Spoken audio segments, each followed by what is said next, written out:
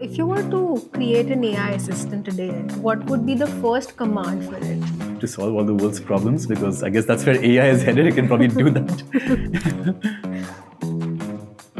If you have an Android phone and you swipe towards the right, you get this feed of personalized articles from the web. That product is called Google Discover. I think a lot of people have used it, unknowingly, but people don't know the name. Google doesn't do a great job at advertising some of these things, in my personal opinion. At a time when actually YouTube Shorts had also not launched or Instagram Reels did not exist, we realized that short form videos was taking off in India like anything. Of course, I think there's a lot of opportunity in India, and we were like, okay, let's bring in short form content from across the web onto Google Discover. So there's so many problems around, us that I usually look at, and I was like, how can I solve them? As you said, after having lived outside India for 11 years, and when you come back to India, you tend to see a lot more problems than you would like at times. I'm sure you also have experienced Not as something many similar. as yours. You stayed way long. A lot of people don't know Quidditch is a real sport. Hi everyone. Welcome to Build with Shreya, the podcast where ideas and stories inspire you to build something extraordinary. And growing up, I was super curious about different tools that surrounded me on how they worked. So today we're joined by Aayush Kumar, an advanced software engineer whose work has quietly transformed the way we interact with technology every single day. His academic background from CMU to IIT Delhi has given him a very strong foundation on the core technology principles. And he has had over 12 years of experience working at Google in different groundbreaking projects like the Google Voice Search, the Google Console, Google Chrome, and so many others. So today's episode is for all those curious minds to see how groundbreaking innovations come to life, and how a little bit of creativity and a little bit of coding can actually help create those solutions.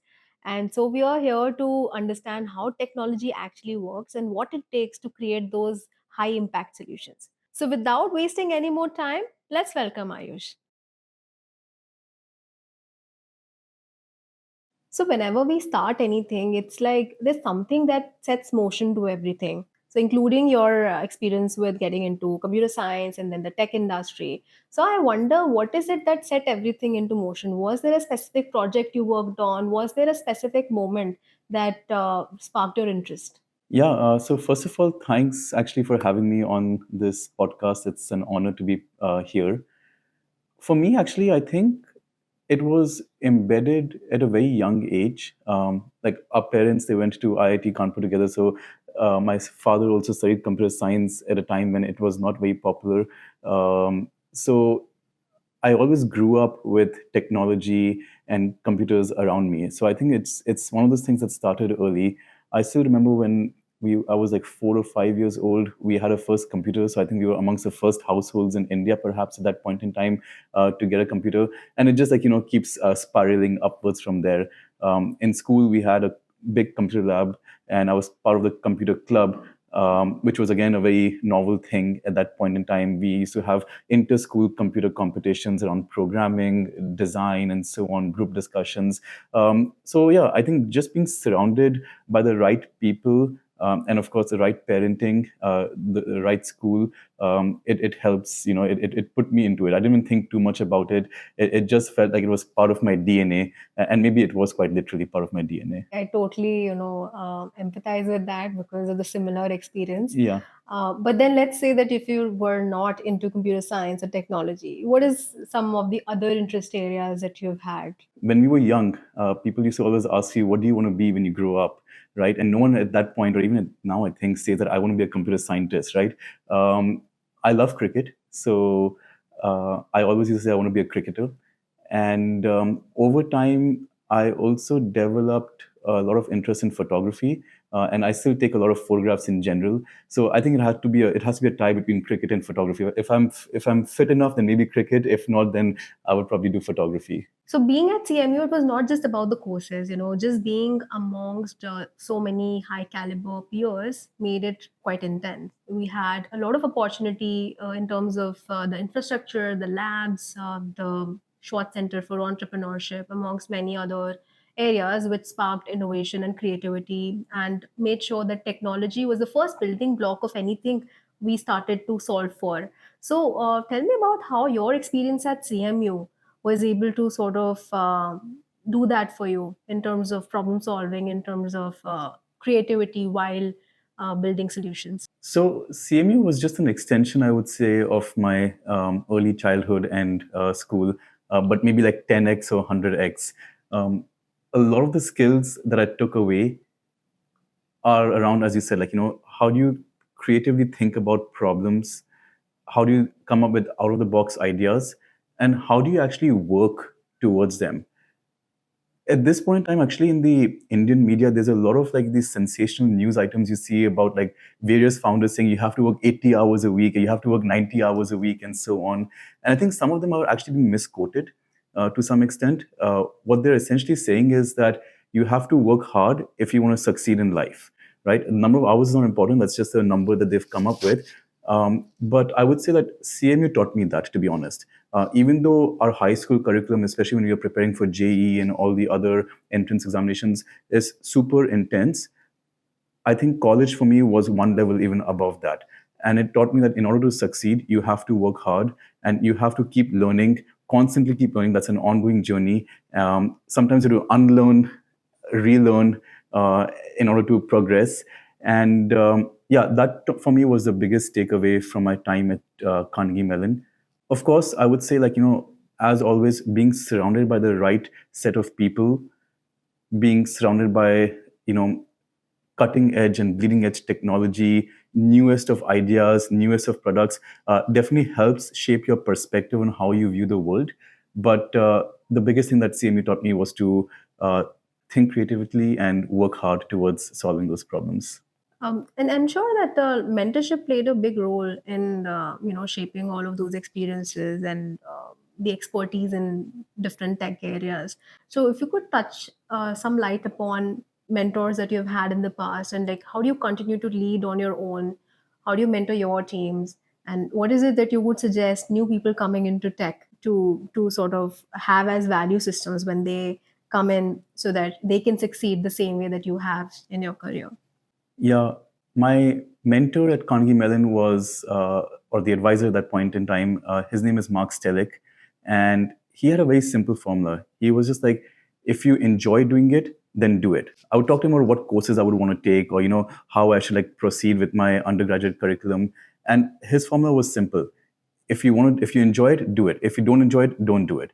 And that was his mantra for everything. And that's honestly the mantra that I also like try and incorporate with people on my team. Even before someone joins my team, I usually ask them, like, what is it you're passionate about? What is it that excites you? What technologies or what products do you want to work on at Google, for example? And if there is some sort of a resonance, then only would I bring them on the team, right? Because I want to make sure that they're working on things that they generally are excited about, that they're generally passionate about. Even for people on my team, I constantly ask them, like, we're working on like these 10 different problems, right? Which of these areas is the most exciting part for you? And I try my best, and almost always I'm able to actually give them the project that they're interested in, because that's how I know I'll get the best out of them. And that's how I know the project will also succeed, to be honest. So for me, it's about, working on something that you're excited about, that you're passionate about. And that is like, what I tell each one of my people on my team as well. Like, if you're excited about something, then it will work out. So, there's an interesting question I have. There are like the Gen Zs now joining the workforce. So I'm sure a lot of them are applying to your team as well. So what are some of the challenges you have seen in terms of working with them? Some of the things that you would like to highlight to them, so that they can keep those things in mind while they come into an organization or work in roles that are high demanding, especially when it comes to building solutions, which requires a lot of persistence and continuous work. Yeah, I have a bit of a boring answer for you out Mm. here, to be honest. I think Google probably does a good job of, filtering and getting the right people in. Everyone who I've worked with at Google, people on my team, even outside my team, the Gen Zs, the people fresh out of college, they're all very hardworking. They all, I know, have put in those hours. They're all experts in their domains, and so I don't have to tell them anything along those lines. I That's know good. the stereotype about the generation is different, but maybe I'm fortunate that I'm not seeing it, or maybe some of the stereotypes are not fully accurate. But yes, that's the boring answer for you.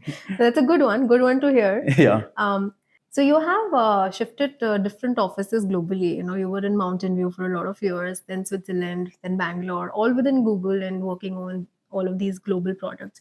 Now, every region differs a lot in terms of their language needs, in terms of the culture needs, and products need to sort of adapt to that. So, for somebody who's trying to build for a global audience, what recommendations would you have in terms of what is it that they can keep in mind while they build for the global audience? So Google in general builds products that surprisingly scale well to every region and every language in the world. The interfaces, if you think about Google search, is the same everywhere. You have this text box, you start typing in something out there. Same for Google Maps or YouTube and so on. So the way we go about solving such problems at Google is when we come up with new ideas, or when we are trying to think about new features and new products, we generally try and zoom in to one specific culture or one specific region, and we really try and understand some of their problems. Of course, a lot of the existing products right now, they've come out of needs that exist in the United States, right, and the western part of the world, and that's how most of the products have been built so far. But now what we are doing is we're, let's say, zooming into India, and we're trying to understand, let's say, India 2 or India 3, what are their user needs? What are the key value propositions that Google can offer them? What kind of technological solutions can we come up? And then we try and work on that and solving some of that. What's actually super interesting about this is these solutions are generally never local, right? So even though we think about a specific cohort or a specific region, we realize that the same problems are actually faced by many different people or many different parts of the world, even the western part of the world for that matter. I can give you an example actually. So 4 years back, I was working on Google Discover at that point in time, and we were tasked with the exact same problem: make Google Discover work for India, right? And we were like, okay, great. Let's understand why is it that people are not using Google Discover. For those actually who don't know what Google Discover is, if you have an Android phone and you swipe towards the right, you get this feed of personalized articles from the web. That product is called Google Discover. I think a lot of people have used it, like, unknowingly, but people don't know the name. Google doesn't do a great job at advertising some of these things, in my personal opinion. And yeah, so we were asked to make Google Discover work for India. And once again, we went into the India 2, India 3 audiences, and we tried to understand why is it that they're not using this product. Turns out they don't like reading stuff. They prefer consuming content through videos and through visual means. And we're like, okay, great, let's bring in more videos into Discover. And so at a time when actually YouTube Shorts had also not launched or Instagram Reels did not exist, we realized that short form videos was taking off in India like anything. This is when TikTok was still not banned in India. And we were like, okay, let's bring in short form content from across the web onto Google Discover. That was a super successful product. It worked very well in India. But what we realized was, in that particular case, India was actually ahead of the Western world to some extent, because the Western world also adopted this short form video consumption, maybe even faster than India did later on, right? And so the same product or the same feature that we built on Google Discover actually ended up working well across the globe for Google. So oftentimes you just have to like zoom in, but I would say the solutions may be applicable to a wider set of people in general. So there's so many problems around us that I usually look at, and I'm like, how can I solve them? So that is the kind of thought that usually comes in my mind, whether it's environment related, whether it's healthcare. I see somebody suffering from something, and I think it's kind of usual for us engineers probably to look at things and say, okay, can we solve it in a certain way, and then start thinking about it. So, what are some of the problems that you have encountered in your everyday life, and where you went by, hey, if I were to solve this, what is it that I could do, and how could I go about solving it? Yeah, tons of them, honestly. Please And go on. all the time, Yeah. especially like, as you said, like, after having lived outside India for 11 years, and when you come back to India, you tend to see a lot more problems than you would like at times. I'm sure you also have experienced Not as something many as similar. yours. You Uh, stayed way long. but still, I think even sometimes when you're out for a year, and you come back, you Yeah. sometimes see a lot of these things. Of course, I think there's a lot of opportunity in India. We are not at the place where the US or the Western world is. We're getting there slowly, of course, but at this point in time, our infrastructure is not there. The way we build technology is also not the same. Just to give you an example, like even the newest tech around Gen AI and all, it's all been invented in the US, right? India has not come up with this. So while India is growing tremendously, which is great, we're not there yet. So there's a lot of opportunity here. I can give you maybe a couple of examples, and these are actually not tech related because sometimes, like the simplest of problems, can doesn't need a novel technical innovation or solution to solve. When I moved back and I had to meet friends, we always had to meet at a restaurant or bar, right? And there was actually nothing else that we could do apart from just hanging out, eating and drinking all the time. And I got really bored of that. And yeah, you have some entertainment options, like maybe you can go bowling, right? But there are only a handful of them. But really, like apart from bowling or maybe watching a movie, there's not much else outside of eating and drinking. So I started ideating this thought with my wife, with my friend as well, and we were like, what can we do to create more options? And about a year back, my wife actually took some of those conversations quite seriously, which is good. And she started India's first indoor mini golf, right? Again, not a technological solution, but just trying to fill in this void, this small void around, giving people more options when they go out and when they want to hang out with friends in India. Mini golf is a very old and it is an established concept in the Western part, but we were surprised that it doesn't exist in India. So this is just one example. I think there are many, many other such ideas that people can come up with. To me, it's all about just putting your head down and executing it. Ideas are plenty. People have them all the time. Ideas are cheap, as is often said as well. But it's about getting married to an idea and then spending like a few years fixing it. And I'm sure the returns will come when you do that. And you were part of the mathematical society in your school, if I'm not wrong. Right. Yes. And then the Quidditch club at CMU. Yes. So were you a seeker or a keeper? So I don't know if this is a joke question or not. By the way, a lot of people don't know Quidditch is a real sport. And at Carnegie Mellon, I was part of the CMU Quidditch club, and we actually traveled to New York City to play the Quidditch World Cup. Yes, there is a Quidditch World Cup that takes place every single year. At that time, we were about 100 plus different universities that came together, and we all competed. Wow. Now I was looking it up recently, actually just a few weeks back, and there are inter-country, so as you would think what a World Cup is, there different countries playing against each other. It's actually it's fun to play. It's also a very, very intense sport, unlike what you might think coming from Harry Potter and so on. There's a lot that's happening at every given point in time. You have a bunch of bludgers, quaffles. Like most sports, there's only like one ball or one item that you're keeping your eyes at, right? Football, there's one ball, right? Cricket and so on. But Quidditch is one of those sports that has, three quaffles, I think, two or three quaffles, three bludgers. Then there's a snitch as well. So like 6, 7 pieces of action that are happening all the time. So that makes it fun for both the viewer as well as when you're on the field, you have no idea what's happening at times. So we are learning about all of these, fun activities and sports from you on this podcast. That's what we're sure about. Yeah. Rest will follow. Yeah. Okay. In terms of the products that you've used at Google, there's so many products that Google has. What are some of the which are some of the products you feel are not as much used by the public, but you really like using them and they make you productive or more efficient during the day? Quite a few of them, of course. Google Search, YouTube, Maps are products that everyone knows about. I would say a couple of them come to mind immediately. One is, I'm still surprised, even though this has been around for such a long time, just Google Docs, Google Drive, using presentation slides and so on. A lot of people still use Office and Office on their laptops with whenever they make edits, they like version 1, version 2, final version 1, final version 2, and so on. And so it still shocks me, that's how a lot of collaboration is taking place, both informally as well as in companies. Office 365, I think, tried to solve that to some extent, but I don't think it's at the same level of collaboration as what's possible with Google Drive. So yeah, even though that's an established product, I think it doesn't get the love that it deserves to get, or the usage that it deserves to get.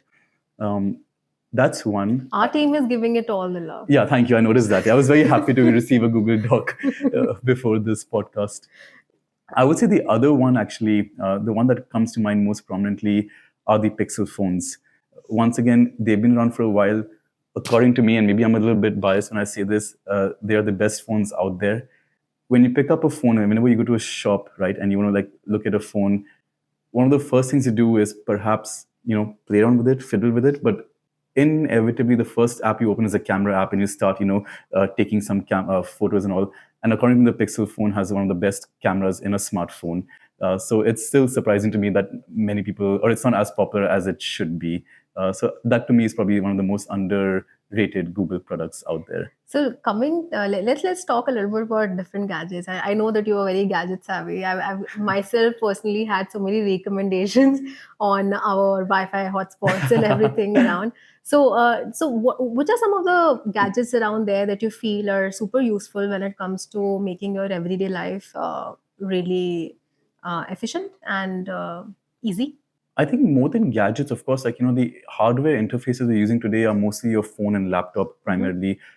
Wearables, yes, some of them, but I don't think they're there yet in terms of technology. It's the tools that these gadgets power that really make or break it for me. The latest thing, of course, is Gen AI, right? Using LLMs and so on, and that to me is my favorite tool, right? Anyone not using it is, in my head, falling behind in the race. And yeah, I have to say, like using some combination of Gemini, GPT, and Claude is currently my favorite tool. If you could decode the race for us, I have a lot of opinions about this. please go on. I believe that this entire revolution around LLMs and Gen AI. I'm using the word revolution because I think of it as akin to the industrial revolution that took place a few centuries back, and I think it can have that profound an effect on society in general. What did that do? That basically automated a bunch of things, and at the same time, a lot of unskilled labor, as well as people in some of the other parts of the world, such as industries in India, fell apart because you had these mechanized ways of doing things that made things cheaper and more productive. I think we're at that inflection point at this point in time with Gen AI, and it has this ability to potentially transform almost every industry that we know about. And any company that does not incorporate that, or any individual that does not incorporate that in their day-to-day, is likely to go out of business. We've seen that time and again, right? I mean, with Amazon and Barnes and Noble, when the internet came up, Barnes and Noble was slow to adopt the internet, and they're now out of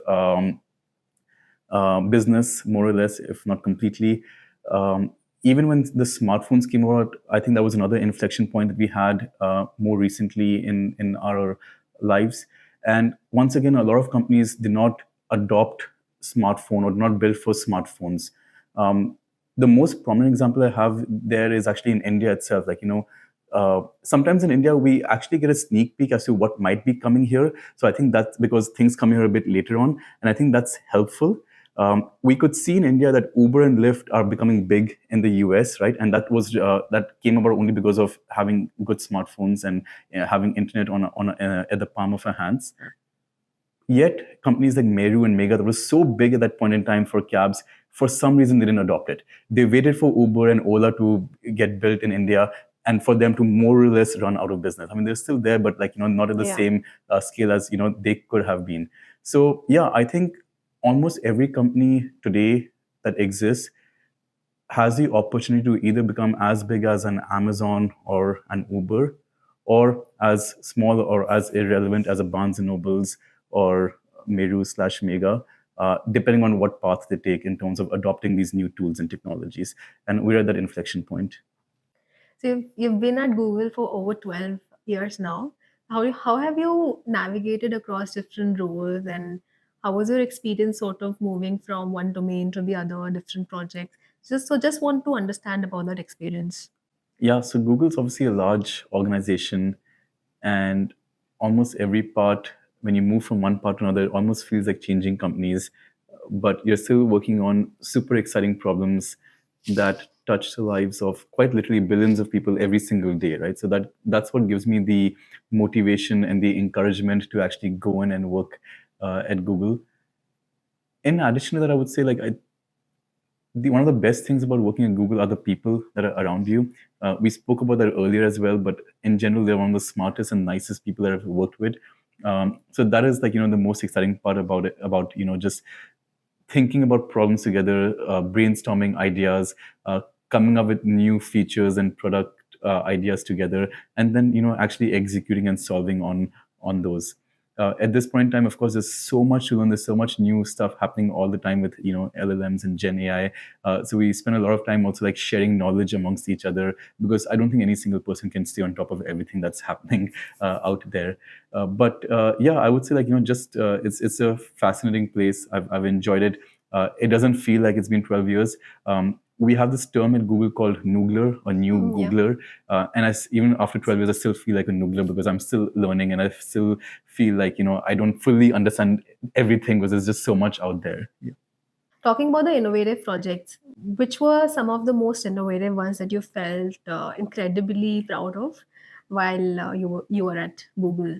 Yeah, a few of them. I think I've been quite fortunate actually to be in the center of many prominent things at Google, and that's probably one of the reasons that I've been around for such a long time as well.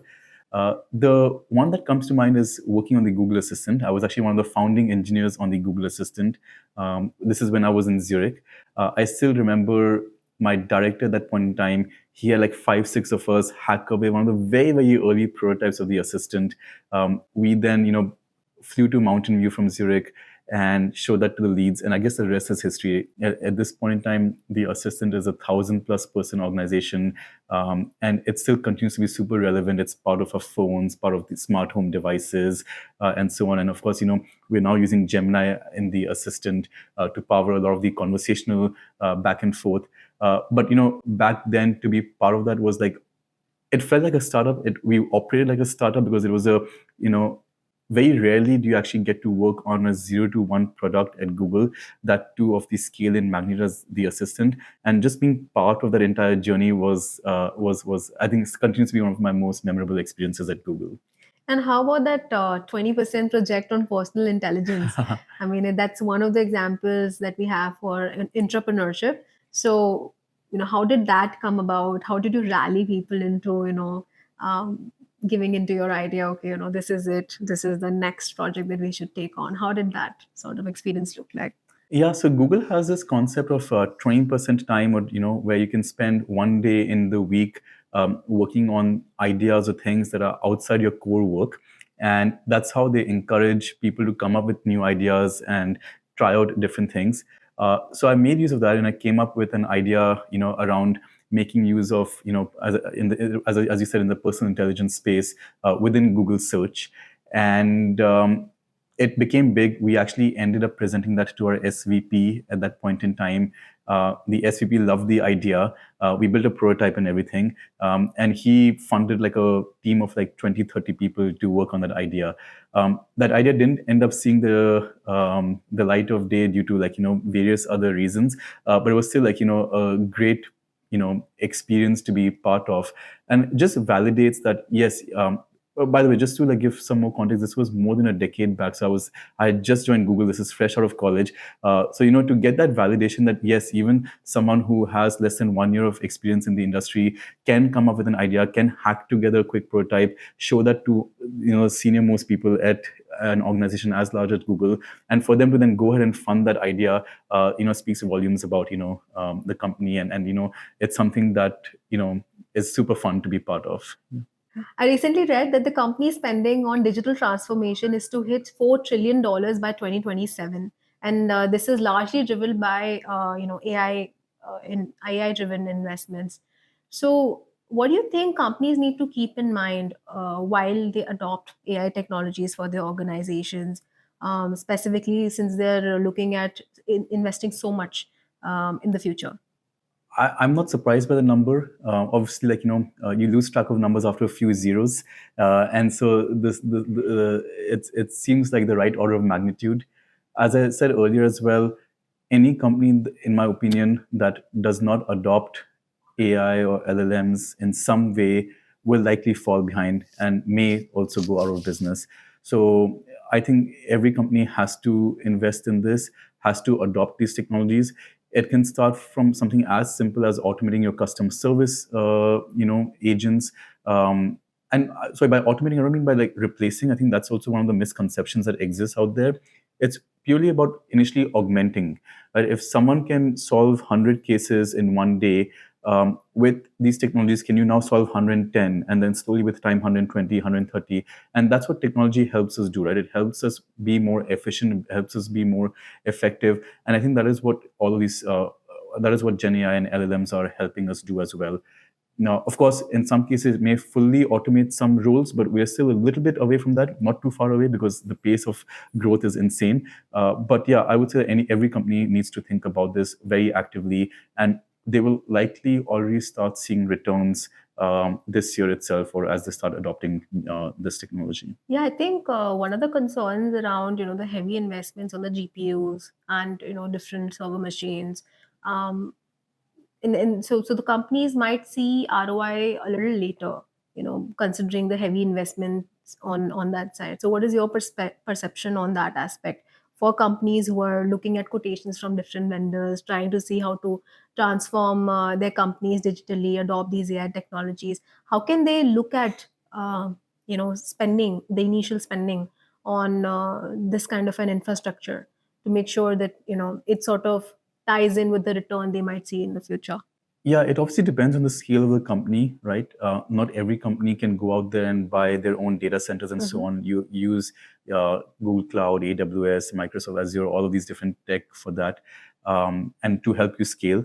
It's obviously expensive at this point in time because the demand for GCUs and TPUs is very, very high. But just recently I was reading this article. The cost of inference, right? The cost of actually running these models is also like dropping drastically, right? Almost like logarithmically, it's going down. So I think that's what I would like look at. Like this is we are at the very this technology is at its infancy at this point in time. Yes, things might be a little bit more expensive, but if you try and project, let's say, what the cost will be in 2 years or 3 years, you'll probably see that it's actually very manageable at that point in time. But in order to be there in 2 years from now, you need to start looking at it today itself, is my thought process, if not yesterday, to be honest. So now coming to a few questions for the India sector. If you look at the Indian IT spending, it's supposed to grow by almost 11%. And so, how do you see the generative AI space specifically taking shape within India? Considering that we're not really working on any foundational models right now, how do you see the sector sort of shaping itself going ahead? Would you see us sort of adopting the current models that are existing outside, or do you also see India sort of making some of their own? And if yes, what is the kind of roadmap you're looking at? I think the two sides of the coin is how I look at it out here.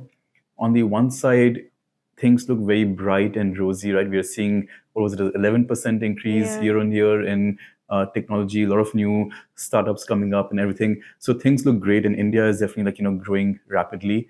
But at the same time, as I mentioned earlier, I do think we're at that inflection point in society where there's some new technological revolution that we're in the midst of, and are we actually adopting that, and are we incorporating that enough? And by we here, I mean India. I'm not sure about that, to be honest. And I think you bring up a very good point. We don't have any good foundational models today. With increased political, pressures, like you have trade embargoes and trade wars that are taking place. Will companies in India be allowed to use the foundational models that are being built in the US? Maybe yesterday. What will happen in 5 years or 10 years? I'm not sure. But even like if you keep aside building a foundation model, which is very, very expensive and not easy to do at all, I'm not seeing enough companies in India even making use of those foundational models to build applications on top. If you look at the top startups from the last 2 or 3 years, most of them are in the AI space, and most of them are from the western part of the world, in the US and so on. In the top 10 or top 20, I don't see too many Indian startups, if not any.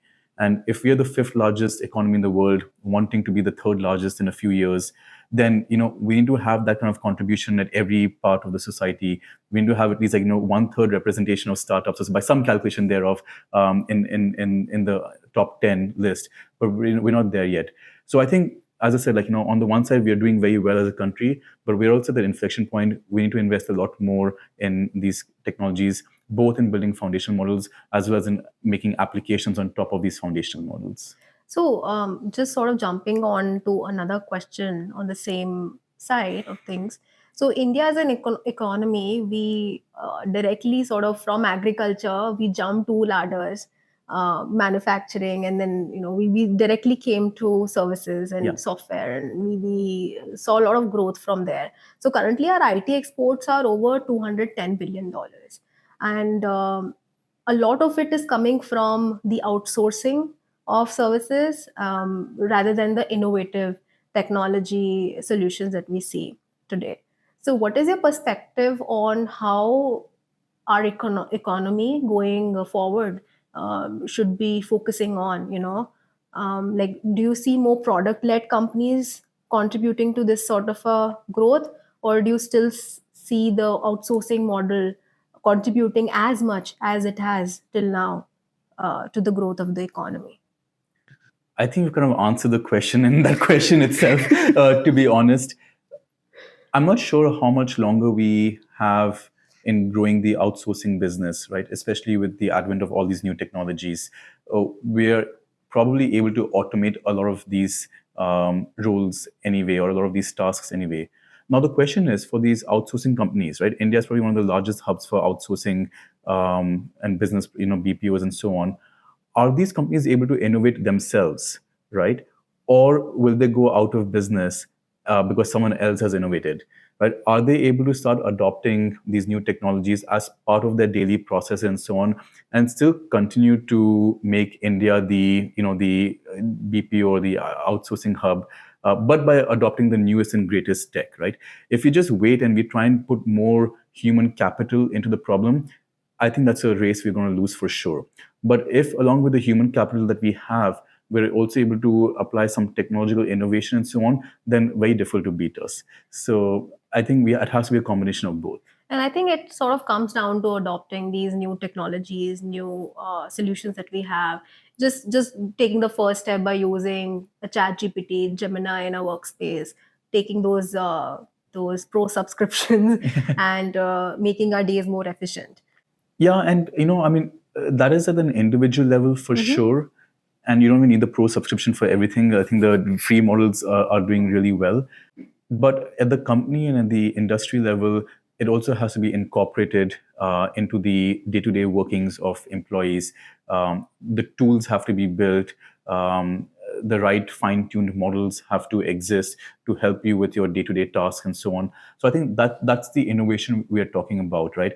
And we have the head start right now, right? We have the clients, we have the people, the expertise in these processes. The question is, can we keep up with the times, and can we continue to keep the expertise and the clients and the customers in India and grow it further, essentially? So one question that strikes my mind right now is, I mean, the tech companies would still have an idea. Okay, these are the things that are coming up. This could be the roadmap that to adopt technology or something like that. But for a non-tech company, and a lot of businesses in India are traditional medium-sized enterprises. How can they sort of go about even sort learning about these technologies? Okay, that this exists. This is the thing that we should be looking at, and to stay relevant in the industry. So how can a non-tech company look at technology at this point?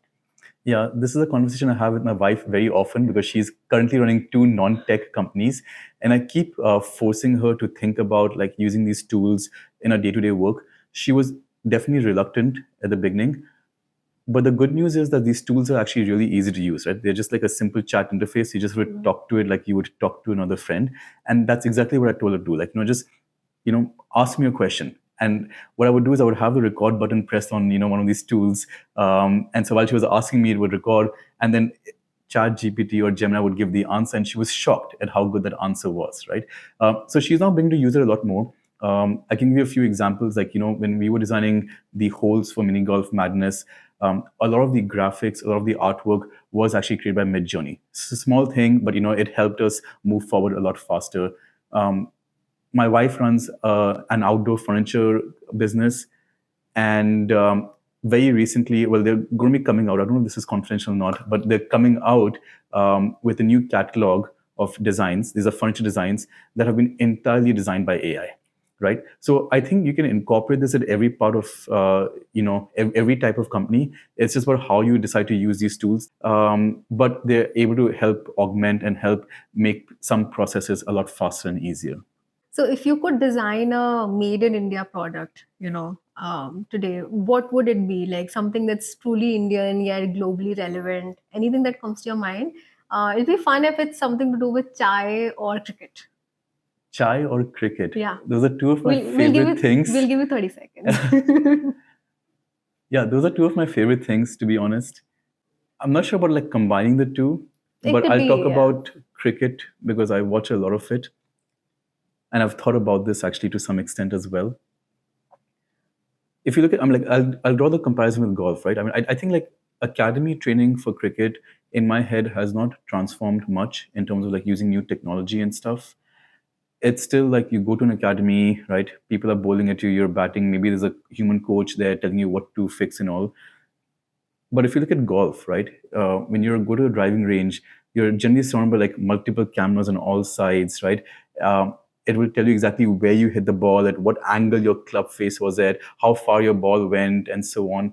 I don't think we have that. I mean, like we do have the tech in general for cricket. I've seen it on and off in international games, but I don't see it being widely applied in day-to-day training that is taking place. So to me, I think using these kinds of technologies to help you get better, to get more instant feedback, Mhm. using various sensors, various cameras, various technologies can really help you, as opposed to like just a random person coach. You still need the coach, but as opposed to the coach just like telling you what to do ad hoc while he's overseeing 10 different nets of play.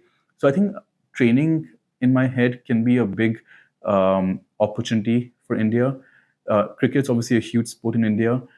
Yet it still surprises me that despite the love and passion we have for cricket, we still don't end up winning as many World Cups or as many games as we probably should. So yeah. So I think the Indian cricket team has a feedback here, and they should win more medals. 100%. Yeah. I think we would all love that. Yeah. Since you mentioned chai, I'll tell you something about that as well. Mm. It's also something I've often thought about, especially after having lived outside India. When you think about burgers, you think about McDonald's or Burger King. When you think about pizza, you think about Domino's or Pizza Hut and so on. But when it comes to Indian food, why is there no, for example, chayos in every corner of the world, just like there's a Starbucks? Or even if you think about chaat, which is quintessentially Indian, why is there no Haldiram or Bikaner Wala in every corner of the world? I think Chayos is still relatively new. Maybe they're still expanding within India, but I wonder, like why are some of the other companies not out there yet? It's a great opportunity, in my opinion, and it's something that the world could see more of, especially given that there's so many Indians everywhere in the world. So have you ever Googled yourself, and then what popped up when you did? I don't have any controversial thing to say out here. I'm generally not very active on social media and so on, so I guess there's not much that comes up. That said, to be honest, when I was in school, at that time I was very, very aware, very, very like I care a lot about this in general. So I had like multiple blogs, and when you typed in my name, I was in the top. Like each result in the top 10 was about me. So I was like really proud about that, and I spent a lot of time and effort working on SEO on my name and all. But then I guess like I lost track of time, and now there are many, many more Ayush Kumars. I think there's some actor also who's called Ayush Kumar. So sometimes I get emails for him, by the way, because I have that email ID. Oh yeah, I And think those were some of the perks that we had, when we had access to all of these things early on. So technology has been made to improve the quality of our lives at the end of the day, but we do see some drawbacks sort of coming in. For example, cyber addiction. So what do you think the big companies are doing about dealing with cyber addiction and reducing screen time? Are there any efforts out there? And if yes, what are they? it's a difficult question because I think different companies definitely have different interests out here. If you're Meta, running products like Instagram and Facebook, your top line metric is how many hours or how many minutes, seconds does a user spend on your platform, and the more the better, and that's what you're striving for. So reducing screen time almost goes at odds with your core value proposition and your core product. Obviously a lot of these algorithms have become very, very good at understanding us, and they're only getting better and better. I think we saw that with TikTok as well when it came out a few years back. Within a few swipes, it was able to understand what your interests are and what your, in fact, even it was able to understand your age range and your gender and all, purely by your watch behavior on a handful of videos. So that was like, quite crazy. At Google, I think we think about this a little bit differently. There are a few things that exist, like on the phone itself. On the Pixel phones, we came up with this idea of digital well-being. So it records your screen time. Now it's there on all the other phones, but it was initially there on We Android phones. understand. And so you can set app timers and stuff like that. I don't think it's enough. It's still hidden behind a bunch of settings menu, and very few people know about it. But I would say it's a start. And even for some of the other products that Google builds, we tend to use a different metric. So when I was in Google Discover, we use this metric called good use of time. The fundamental goal behind the metric was people should not feel guilty when they're consuming or when they're spending time on Google Discover. They should feel like it was productive or semi-productive at least. And so whatever article or whatever content, even video that we would show to users, we didn't want it to be just like clickbaity or just like a fun meaningless thing. We wanted to be semi inspirational, semi educational, related to your interests, related to your hobbies, and so on. So I would say, like, if it's a tough one for different companies because different companies have different goals. But at Google, definitely we do think about, like, this reasonably actively. Even something as notifications, for example. I know a lot of apps send a lot of them all the time, especially Indian apps are notorious for that. But Google in India as well does not send as many notifications, and that's a conscious decision, because we want to, like, be mindful about when we are interrupting the user's workflow, and when we should bring them onto a platform, and only when it's necessary do we want to, like, send that notification, for example. So, if you were to create an AI assistant today, what would be the first command for it? To solve all the world's problems, because I guess that's where AI is headed. It can probably do that. That's too generic for the AI to understand, but okay. Yeah, I mean, it would also matter what it would classify as problems. that's true. But a true smart AI would know what that would mean. And yeah, I'm not sure actually. I think this is a Yeah, I think the AI can come back and say, okay, these are the list of problems. And then, so should I just go and solve all of them? Or would you like to and then 2 seconds tweak? it will be like solved. Yeah. Yeah. So, what are the few sets of qualities that you feel will define success for the next set of technologists in the industry? Personally speaking, I don't think that will change much, and I don't think that has changed much in the past many years. The core principles in my head still apply. You still want to have critical thinking, be able to, like, look at problems and have that attitude that I want to solve it, come up with out of the box solutions to ideas. I would say collaboration and just how you work in a team. These are soft skills. Um, no problem can be solved completely in isolation. You need to work with other people. How do you, like, delegate tasks? How do you get meaningful work done together as a team? Those skills in my head will remain important. And we spoke about this earlier as well. Like, as technology is progressing so fast, the attitude to continuously keep learning, to unlearn stuff and then learn new stuff, I think that is going to be, like, paramount. You need to keep that attitude alive. And I would say these are the 2 or 3 things that everyone has kept in mind. Every successful person has probably kept in mind, and going forward as well, the traits that would make people successful. So, talking about unlearning things, what are some of the few things you have had to unlearn and then sort of go from there? Definitely the way we solve problems now is very different. Previously, we would try and come up with a novel algorithm or some novel idea, on how we solve problems at work, for example. Now it's all about using AI and LLMs, right? And I think that took me some time actually to change that mindset to starting to use these models and these technologies, as opposed to, like, sometimes what is more fulfilling is coming up with a new and coding coming up with a new algorithm and coding that up, versus, like, coming up with a bunch of examples, features, fine tuning, and so on. That's a very different life cycle that we have now in terms of solving problems. So I think that is something that we've all had to unlearn at work to some extent, and then come up with a new paradigm, which is I all think that everybody has to do in today's time. I 100%. mean, Yeah. yeah. So we have come to an end for our podcast for today. And so let's not look for new problems, but let's keep solving for the existing ones till the time we meet next. See you then.